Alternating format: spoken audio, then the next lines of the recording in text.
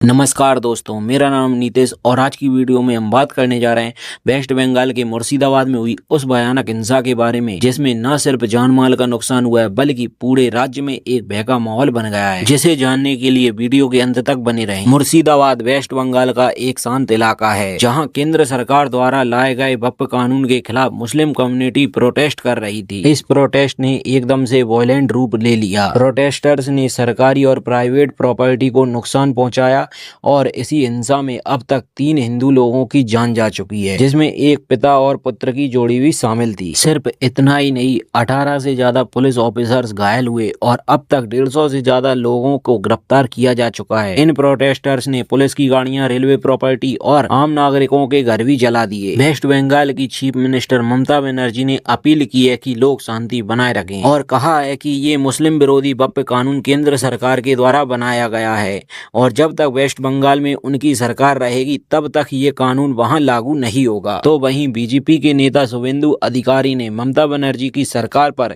इसका सीधा आरोप लगाते हुए कहा कि इस हिंसा के कारण हजारों की संख्या में हिंदू परिवारों को अपने घर छोड़ने पड़े हैं। ममता बनर्जी की सरकार ने अपने वोट बैंक को सुरक्षित बनाए रखने के लिए इन प्रोटेस्टर्स पर कोई एक्शन नहीं लिया। यदि स्टेट गवर्नमेंट चाहती तो ये प्रोटेस्ट वायलेंस का रूप न लेता, लेकिन अब हालात इतने बिगड़ गए हैं कि कोलकाता हाई कोर्ट ने सेंट्रल फोर्सेस को तैनाती के ऑर्डर दे दिए हैं। बीएसएफ की 5 कंपनीज को मुर्शिदाबाद, मालदा और बीरभूम में भेजा गया है। इंटरनेट भी टेम्पररी शट डाउन कर दिया गया है। राज्य सरकार ने यह भी कहा है कि जिनको नुकसान हुआ है उनके लिए मुआवजे का प्रबंध किया जा रहा है, लेकिन लोगों का कहना है कि अब सिर्फ पैसा काफी नहीं है, उन्हें सुरक्षा भी चाहिए। सरकार उनकी सुरक्षा की जिम्मेदारी ले। आप लोगों को पता ही होगा कि बांग्लादेश के साथ वेस्ट बंगाल की कितनी बड़ी सीमा लगती है और इसी बॉर्डर को पार करके लाखों की संख्या में बांग्लादेशी घुसपैठी पश्चिम बंगाल, त्रिपुरा, मिजोरम जैसे राज्यों में रह रहे हैं और यही घुसपैठी हमारे राज्यों में वायलेंस को भड़काते हैं। दोस्तों, इस घटना ने एक बार फिर ये सवाल उठाया है कि क्या सरकार